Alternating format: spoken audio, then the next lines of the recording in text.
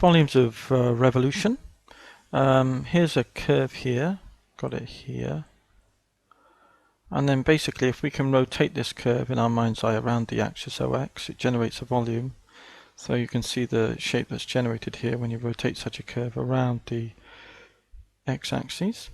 So you can see what the height of the curve is y at any particular point. The thickness of the discs is delta s x. So this segment is approximately, if you take a cylinder approach, r squared times pi r squared times height, isn't it? So pi y squared times the height delta x will be the volume of the disc, approximately speaking. So if you sum all these discs from A to B, like so, you'll find out what the total volume of this shape that's generated is. In the limit that delta x tends to 0, we can then form the integral. So that's the sum or the integral between a and b of pi y squared dx. That's what it is. If we were to rotate this curve, or a curve like it, say, which I've drawn a curve here, around the x-axis, around the y-axis rather, instead, then this would be the curve. So this position in general is x. That's the distance along.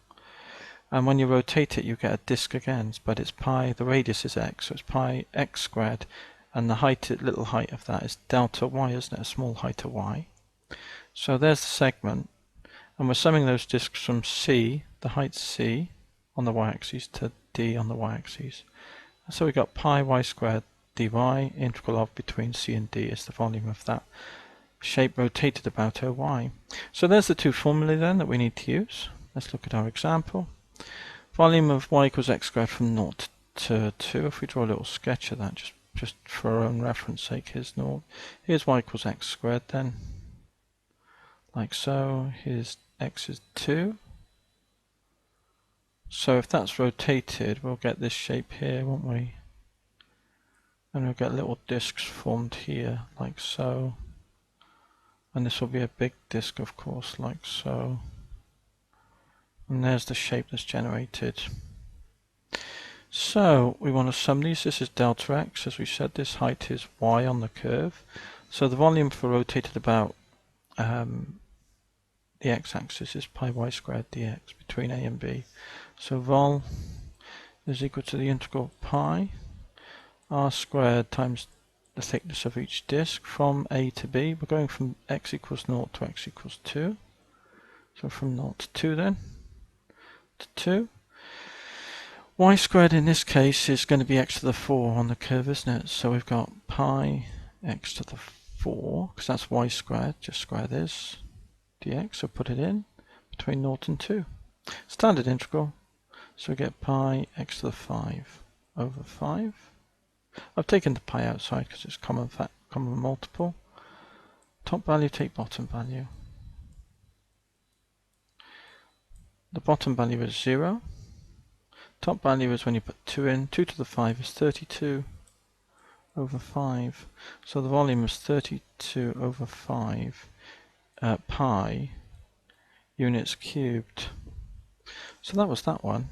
Now we need to work out the volume when that shape is generated about the y-axis now, isn't it? Part 2. Let's do a quick sketch of it again. So we've got this shape here again. But it's generated around OY, so it's going to generate disks like this, isn't it? So just a little sketch for us. The thickness of the disks is delta y now, isn't it? Because it's on the y-axis, a small bit of y. The distance of the radius is x, because this is the curve, and this is the general point xy. We're going from 0 in these segments up to the y value of 4. So volume in part 2 is equal to integral, and it's pi x squared, wasn't it? The other one, dy, between 0 and 4. Value of y equals 0 and y equals 4. X squared is equal to y on this curve, so we've got the integral of pi y dy between 0 and 4. So it's an integral with respect to the symbol y, so it's the same process, just increase the power by 1 and divide by that number between 0 and 4. Put the pi there if we want. 4 squared is 16 over 2 is 8. Top value, take away 0. So we end up with 8 pi. Okay, good. So that's what we've got there. So part 1 and part 2. Okay, so let's have a look at the next question now, which is volume of a cone of height. So let's have a go at this. There's lots of ways we could do it. I'm just going to do it around the x-axis rather than the y-axis. So let's draw a little shape and try and draw a cone. So there's a cone, isn't it? Volume of cone, height h. So this height here, this distance from here to here would be h, and the radius is a. And we'd swing this line around and generate our cone by rotating that straight line around the x-axis, and we get our shape. And here's our segment, and it's a thickness delta x is of height y, because that's the general point P. So the volume will be the integral between 0 and h of pi r squared, which is y, delta x, so that's dx when we do integration in the limit. Now what is y equal to? Well, this is just a straight line here, isn't it? If we think about it. The gradient is equal to the opposite over the adjacent, which is a over h. Y equals mx plus c, and the intercept is near 0. So this is the equation of the straight line. So we've got the integral between 0 and h of pi y squared, so that's a squared, this squared over this squared, isn't it? X squared over h squared. When you square this y squared, you square this fraction, you can write it like that.